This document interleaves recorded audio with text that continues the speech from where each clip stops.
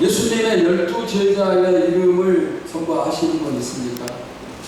한번 아는 거 제자들의 이름을 한번 대보시기 바랍니다. 누가 있죠? 처음에 베드로가 있고 야고보, 요한, 안드레, 빌립, 마태도마 등등 있죠. 신약 성경에 보시면 12제자의 이름이 4번 기록되어 있습니다. 4번 기록되는데 그 중에서 마가복음에 나온 제자들의 이름을 순서대로 살피면 첫째 베드로, 그 다음에 두 번째 야고보, 세 번째 누구죠?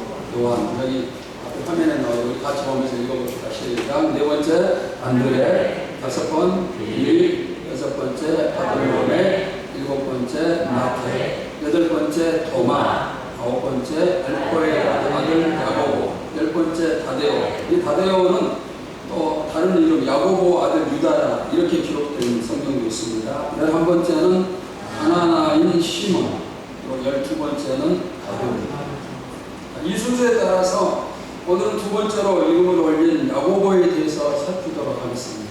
야고보, 어떤 사람인가? 첫째, 그는 선택의 축복을 받았습니다. 예수님의 12제자로 선택받은 것은 모든 축복 가운데서 최고의 축복이라 할 수가 있습니다. 왜냐하면 예수님이 직접 선택하셨어요. 예수님은 하나님이십니다. 그런데 하나님이신 예수님이 12제자를 직접 선택하셨고 그 다음에 하나님이신 예수님으로부터 3년 이상 직접 배우고 훈련을 받았습니다. 그뿐만이 아니죠. 예수님과 함께 3년 이상을 먹고 마시면서 동거동락하는 그런 사람들, 얼마나 이들이 축복을 받았는지. 요즘 우리 교회 중요한 기도 제목 가운데 하나는 하나님을 만나는 것입니다. 여러분이 한 번이라도 제대로 하나님을 만나시기를 바랍니다. 그러면은 내 삶이 바뀌고 인생이 바뀝니다. 그런데 12제자들은 매일매일 하나님이신 예수님과 직접 만나고 함께 생활을 했어요. 같이 먹고 같이 마셨고 같이 잠을 잤습니다. 그러니 제자로 택함을 받은 게 얼마나 큰 축복인지 모르는 거죠. 그러면 우리는 어떻습니까? 우리도 하나님의 제자임을 믿습니다. 자, 에베소 1장 4절 같이 봅시다. 시작. 곧 창세 전에 그리스도 안에서 우리를 택하사 우리로 사랑 안에서 그 앞에 거룩하고 흠이 없게 하시려고. 하나님이 이 세상을 창조하시기 전에 우리를 택하셨습니다. 우리를 선택하셨습니다. 그래서 우리도 하나님의 택함 받은 제자가 되었고 구원의 축복을 받았습니다. 이 사랑이 여러분에게 감동을 주고 은혜가 됩니까? 저도 여러분도 하나님이 직접 창세 이 세상을 만드시기 전에 직접 하나님이 선택을 해주셨어요. 그러면은 왜 나를 선택을 하셨을까요? 이것은 하나님의 사랑과 은혜가 아니면은 설명할 길이 없습니다. 만약 하나님이 나를 선택하지 않으셨다면은 내가 어떻게 되었을까요? 지금 여러분 이 자리에 있겠습니까? 또 구원받았겠어요? 나를 이렇게 선택해 주시고 사랑해 주신 하나님을 여러분이 진심으로 사랑하시길 바랍니다. 하나님을 진심으로 진심으로 사랑하시기를 축원합니다. 자, 그런 의미에서 우리 마음에 하나님 사랑을 가득 담아서 다 같이 찬양을 한번 하도록 합시다. 아버지 사랑합니다. 아버지 사랑합니다. 아버지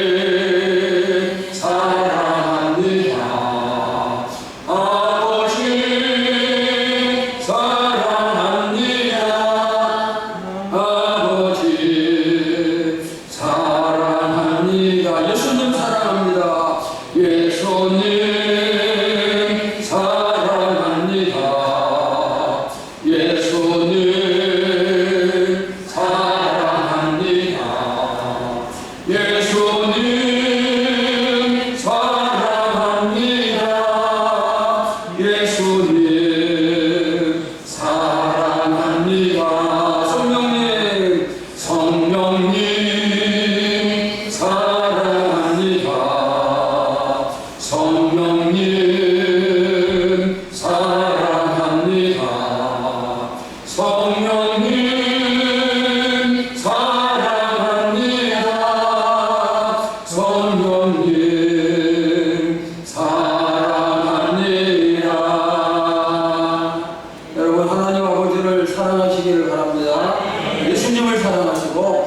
성령님을 사랑하시기를 축원합니다. 자, 두 번째, 야고보의 성품을 살피겠습니다. 요즘 우리나라를 보면은 여러분 너무 답답하죠. 속이 터져버릴 그럴 지경입니다. 경제가 점점 어려워지고 또 남북의 전쟁의 위험도 커지는 것 같고 세계 정세가 한치 앞을 내다볼 수 없을 정도로 어두운데, 이런 이 어려운 때 우리나라가 잘 헤쳐나갈 수 있을까, 그게 상당히 걱정이 됩니다. 이럴 때 정치의 역할이 필요한데 정치하는 사람들 양쪽으로 나누어 싸우기만 하고 있어요. 그냥 보통으로 싸우는 게 아니라 필사적으로 싸웁니다. 왜 싸울까요? 나라를 위하고 국민을 위한 것이 아니고 자신들의 이익만 추구하기 위해서 싸우는 것을 알 수가 있습니다. 여러분, 우리는 싸우지 않기를 바랍니다. 우리 교회는 너무 평안해서 싸울 이유가 하나도 없어요. 그런데 주변의 교회들 보면은 싸우는 교회들이 많아요. 그러면 싸우지 않으려면 어떻게 해야 될까요? 두 사람이 싸운다고 할 때 한 발자국씩만 양보하면 돼요. 싸우는 양쪽이 한 발자국씩. 그러면은 한 발자국씩 양보하면 거리가 멀어져요. 그러면은 싸움이 물러가고 싸울 수가 없게 됩니다. 어느 공동체나 문제를 일으키는 사람이 있습니다. 예수님의 12제자 사이에도 문제가 있었어요. 그러면은 이 12제자 가운데서 누가 가장 말씀을 많이 드린 그런 사람이 있을까요? 아마도 첫 번째는 베드로가 아닐까 그렇게 생각이 됩니다. 베드로는 너무 잘난 체하는 그런 사람이었습니다. 그러니까 제자들이 베드로를 향해서 욕을 많이 했을 것 같아요. 그 다음에 두 번째 말씀을 많이 일으킨 사람은 야고보와 요한이에요. 이들은 형제 사이인데 아주 문제가 많은 형제였습니다. 어떤 문제가 있는가? 예를 들면 예수님 일행이 예루살렘으로 가시는 도중에 사마리아의 어느 마을에 들어가 쉬고 싶어 했습니다.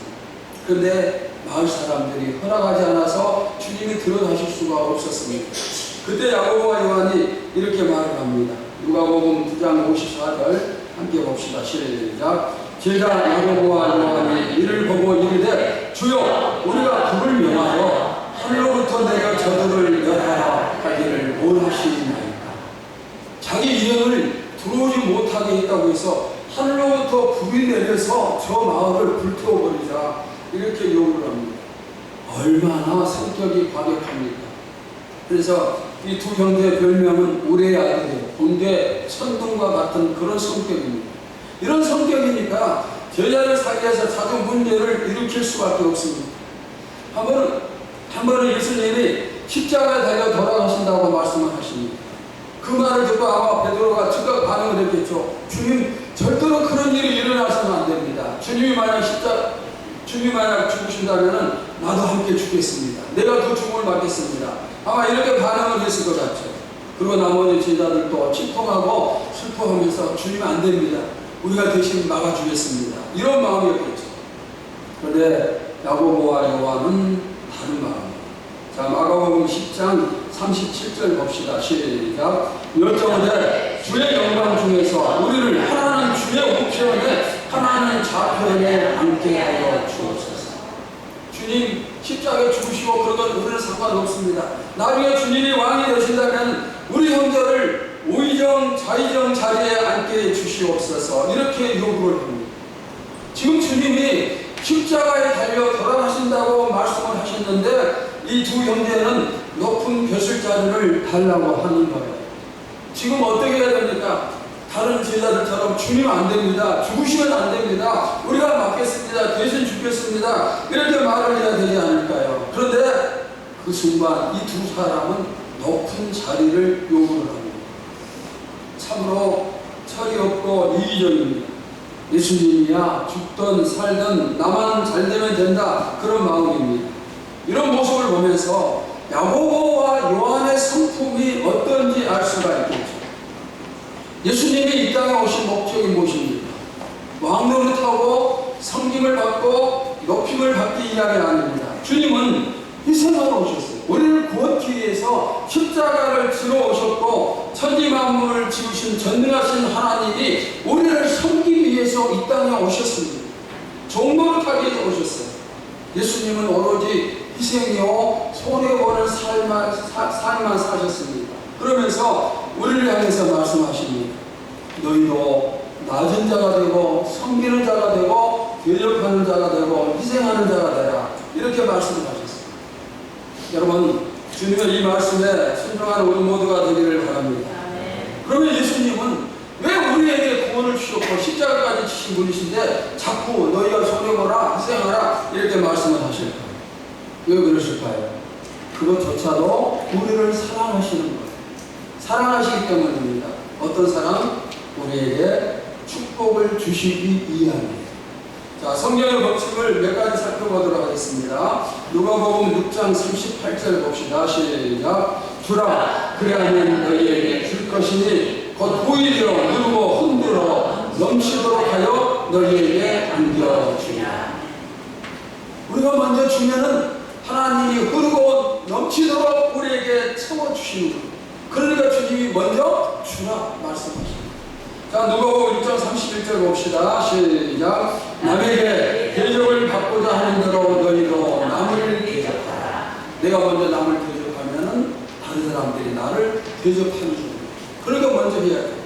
자, 마가복음 10장 43절입니다. 시작. 너희 중에는 그렇지 않을지니 너희 중에 누구든지 크고자 하는 자는 너희를 섬기는 자가 되고, 내가 다른 사람을 먼저 섬기는 자가 될 때 주님이 나를 큰 자로 만들어 주십니다.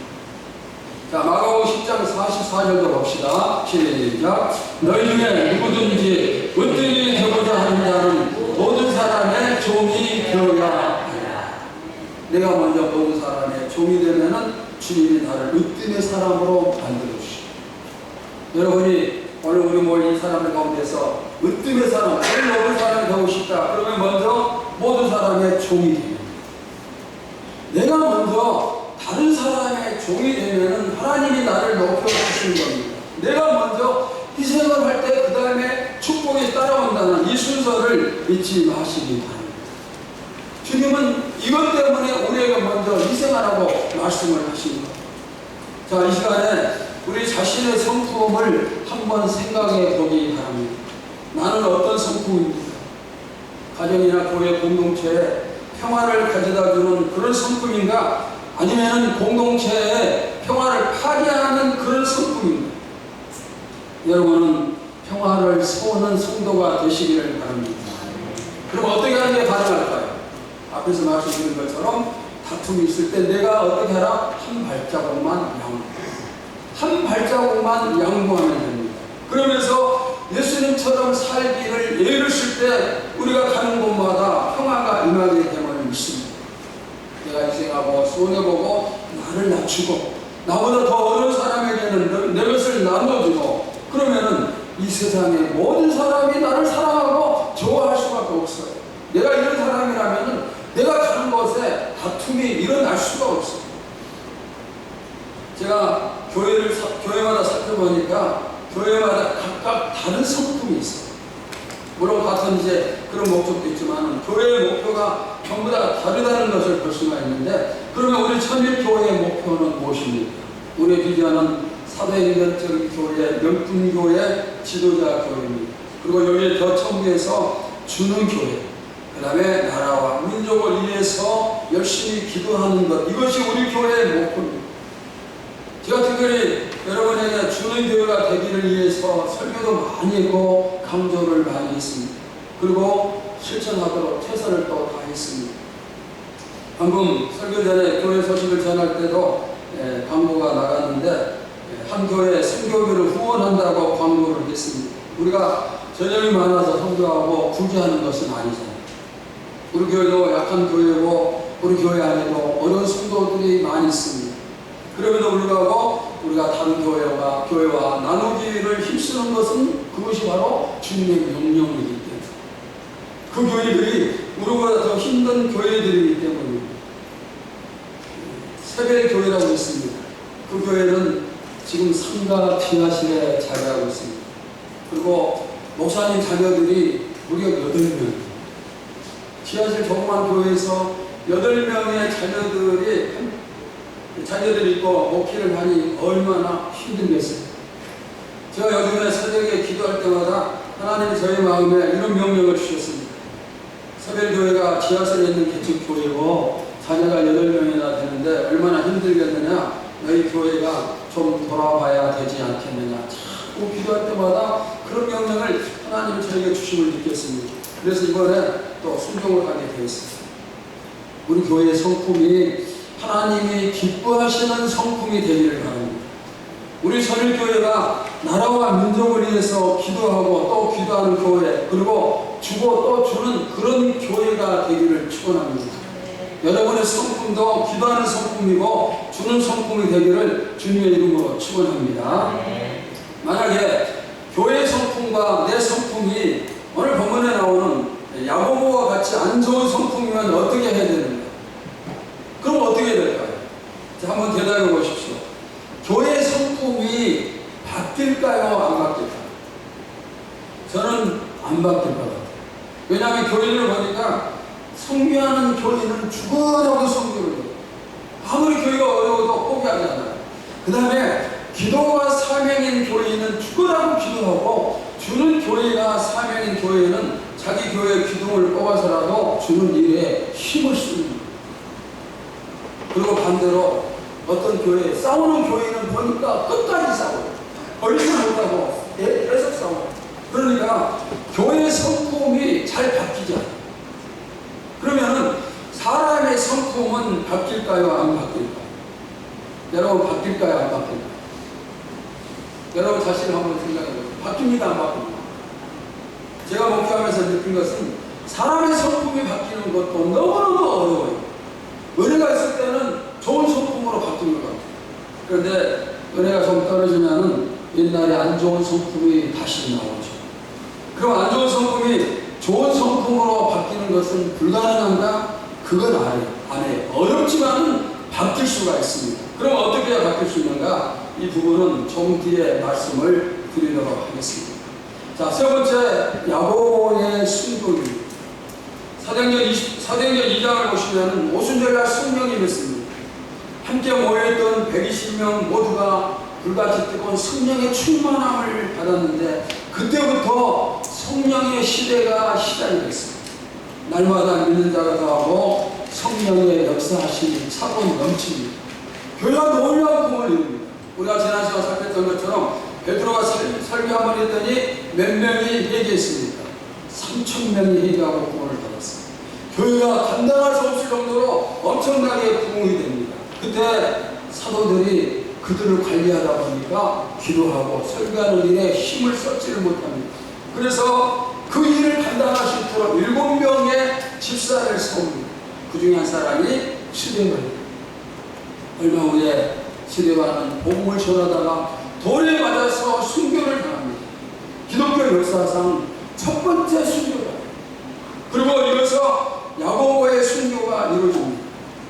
성경에 야고보라는 이름을 가진 사람들이 많이 나옵니다. 예수님의 12제자 가운데도 지금 살피는 야고보가 있고 또 다른 야고보가 한 사람이 있습니다. 예수님의 친동생 가운데도 야고보가 있습니다. 여러분, 야고보서는 예수님의 제자 야고보가 기록한 게 아니고 예수님의 동생 야고보가 기록한 성경입니다. 자, 사도행전 12장 1절과 2절을 보시겠습니다. 시작. 그때 헤로단이 손을 들어 교회 중에서 몇 사람을 해하게 하여 요한의 형제 야고보를 칼로 죽입니다. 헤로단이 예수님의 제자 야고보를 칼로 죽입니다. 12제자 중에서 가장 먼저 순교자가 되었습니다. 자, 한번 살펴봅시다. 고기 잡던 어부가 주님을 위하고 복음을 위해서 순교자가 되었습니다. 이 야고보는 앞에서 우리가 살핀 것처럼 욕심밖에 모르던 야고보, 혈기가 왕성하던 이 야고보가 순교자가 되었다는 이 사실이 얼마나 놀라운 일입니다. 주님은 제자들의 실망스러운 모습을 보시면서도 실망하지 않았습니다. 기대를 접지 않았어요. 베드로가 자신을 3번이나 부인하는 그런 모습을 보았습니다. 그러나 베드로를 향한 꿈을 접지 않았습니다. 야고보가 욕심을 부르고 불같은 성질을 내고 주님의 공동체를 휘젓을 때도 주님은 그에게 희망을 품으셨습니다. 세계 복음화와 인류 구원의 길이 12제자에게 달려있음을 믿으면서 참아주셨고 기다려주셨습니다. 그리고 계속 응원해 주셨습니다. 그 결과 야고보가 어떤 사람이 되었습니까? 순교자가 되었습니다. 순교자가 되었습니다. 성경의 기록은 아니지만은 전설에 의하면 야고보가 스페인과 인도에도 복음을 전했다, 그런 전설이 있습니다. 성경의 12제자 이름이 기록될 때 야고보 이름은 두 번째 아니면 세 번째 항상 나옵니다. 다시 말해서 12제자 중에서 두 번째나 세 번째로 중요한 제자가 되었다, 그런 뜻입니다. 얼마나 큰 축복인지 모릅니다. 그런데 제자들이 순교하는 순서대로 이름을 기록한다면 야고보가 첫 번째가 됩니다. 12제자 가운데서 야고보가 첫 번째 순교자가 되었고 그 다음에 나머지 제자들이 그 뒤를 있습니다. 그런데 무슨 일이든 처음이 어려운 거예요. 누군가가 길을 만들고 누군가가 먼저 태엽을 끊어주면 그 다음부터는 쉽게 따를 수가 있겠죠. 아마도 야고보의 순교를 보면서 다른 제자들도 그래, 야고보가 순교한 것처럼 나도 순교할 수 있겠다, 나도 해야겠다, 그런 자신감을 가졌을 것입니다. 사랑하는 여러분, 지금 주님이 내 모습을 보셨을 때 어떤 마음이실까요? 여러분의 현재 신앙 상태를 보시고 주님이 어떤 평가를 하실까요? 나는 좋은 평가를 받을 수 있다? 아니면 좋은 평가 받을 수 없다? 어떤 것입니까? 저도 여러분도 부족함이 많습니다. 이제까지 자주 넘어졌고 자주 시험에 들었고 주님보다 세상이 더 좋았고 그리고 주님보다 재물이 더 좋았습니다. 감사하는 마음보다는 원망과 불평하는 시간이 더 많았습니다. 교회 다니는 목적, 신앙생활하는 목적도 내가 축복을 받고 건강하고 그리고 자녀들이 잘 되길 원하는 그런 목적을 가지고 신앙생활을 했습니다. 그러다가 손해 볼 일이 생기면 베드로처럼 항상 도망을 쳤어요. 10년 다니고 20년 다니고 30년 교회에 다녔지만은 옛날 모습 그대로 성장을 못하고 어린아이 신앙에 머물러 있고 때로는 어떤 사람들은 교회를 오랫동안 떠나서 하나님과 관계를 끊는 그런 사람도 있겠죠. 바로 이런 나를 보시고 주님이 어떻게 생각을 하실까요? 어떻게 평가를 하실까요?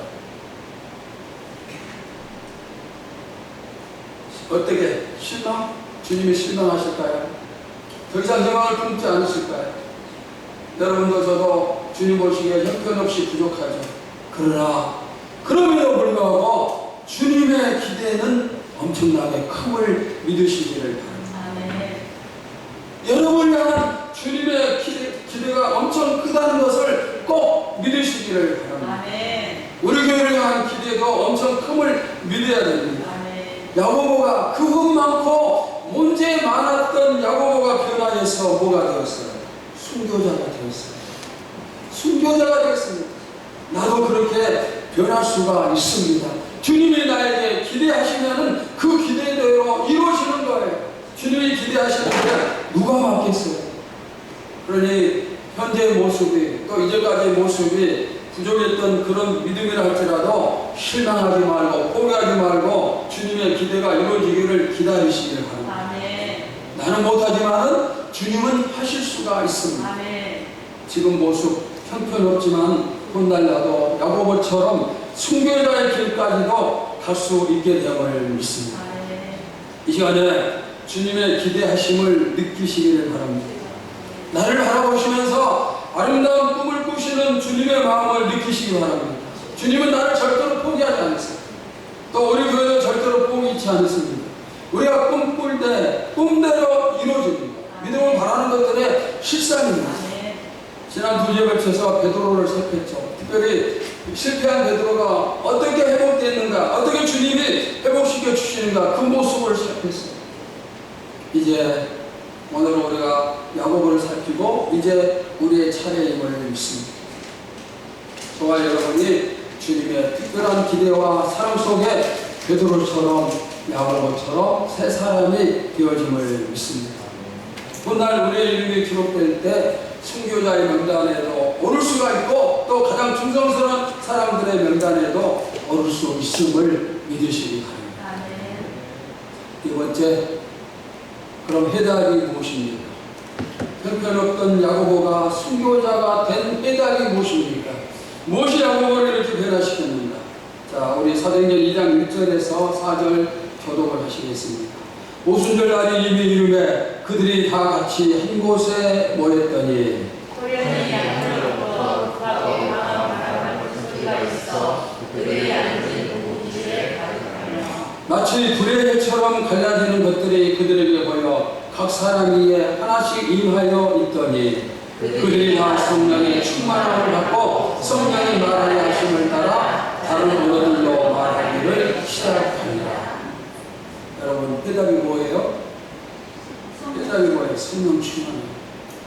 성령 충만함이 해답입니다. 오순절날 120명이 한 장소에 모였습니다. 그리고 그들 모두가 다 성령 충만함을 받았어요. 성령이 해답입니다. 예수님이 십자가에 달려 돌아가신 후에 부활하셨습니다. 부활하신 후 40일 동안 이 땅에 계시다가 하늘을 오르셨습니다. 승천하셨어요. 이제 예수님은 땅에 계시지 않습니다. 예수님이 승천하시면서 약속하신 것이 있으니 성령을 보내신다는 약속입니다. 이전까지는 예수님의 제자들과 함께 했습니다. 그러나 이제는 예수님이 하늘에 오르셨기 때문에 땅에 예수님이 계시지 않습니다. 이제 제자들은 성령과 함께해야 돼요. 예수님 대신 성령입니다. 그런데 성령과 함께하기 위해서는 성령이 이 땅에 임하셔야 되고 제자들이 그 성령을 받아야 돼요. 드디어 오순절날 성령이 임하셨고 12제자들을 포함해서 120명이 성령 충만함을 받았습니다. 이것이 뭐예요? 해답. 야고보가 성령 충만함을 받음으로 인해서 새 사람이 되었고 그에게 새 시대가 열렸습니다. 여러분에게도 저에게도 해답은 성령 충만함입니다. 이 성령 충만함을 받으시기를 축원합니다. 아멘. 성령 충만 받으세요. 주님은 우리에게 오로지 성령 충만함을 받으라고 명령하셨습니다. 에베소서 5장 18절에 오직 무엇으로? 성령으로 충만함을 받으라. 아멘. 바울을 통해서 주님이 내리신 명령입니다. 오로지 성령의 충만함을 받으라. 성령 충만함을 받으라는 강력한 명령이에요.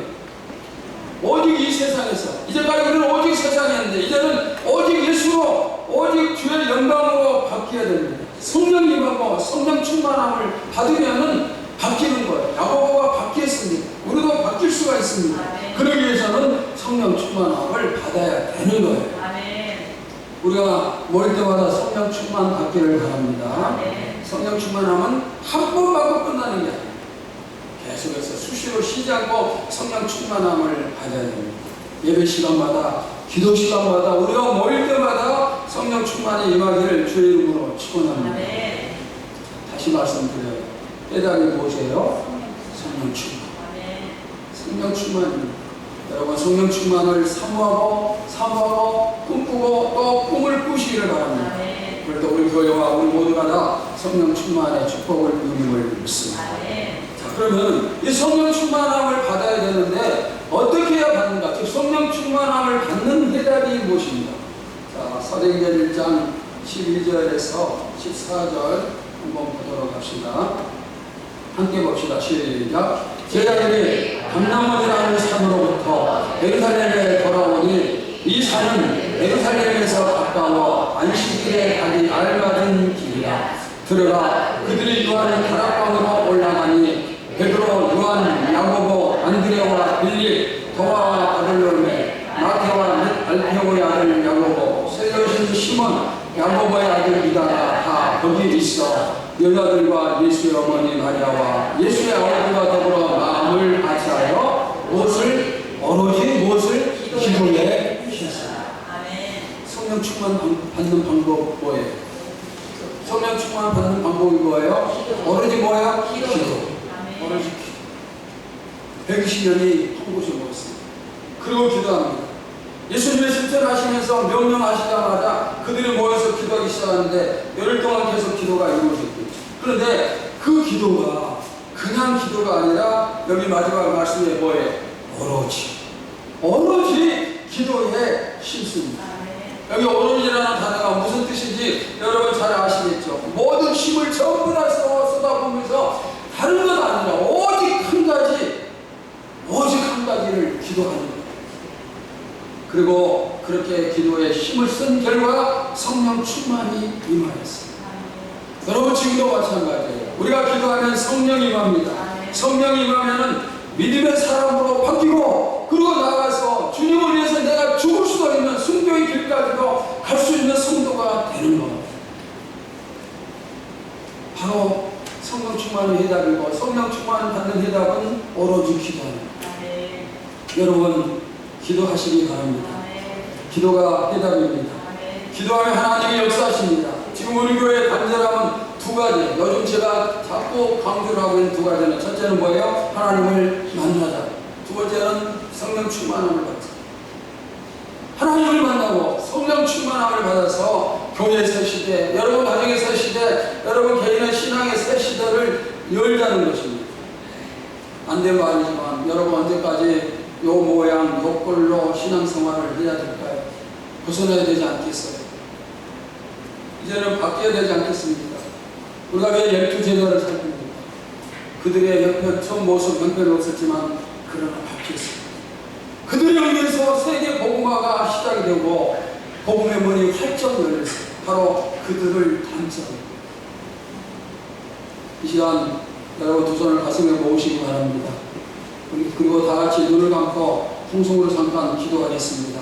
안전한 심령으로 기도하시기 바랍니다. 오로지 기도했을 때 성령의 충만함이 임했던 것처럼 그런 자세로 기도하시기 바랍니다. 하나님 나에게 성령 충만함을 주시옵소서. 그래서 야고보가 변화해서 순교자가 되었던 것처럼 나도 그렇게 변화되는 성도가 되고, 우리 교회, 우리 가정, 내 자신에게 새 시대가 열리게 주시옵소서. 우리 뜨겁게 간절히 기도하시기 바랍니다. 할렐루야. 하나님, 이 시간에 우리에게 성령 충만함을 주시옵소서. 성령 충만함을 주시옵소서. 성령의 충만함을 주시옵소서.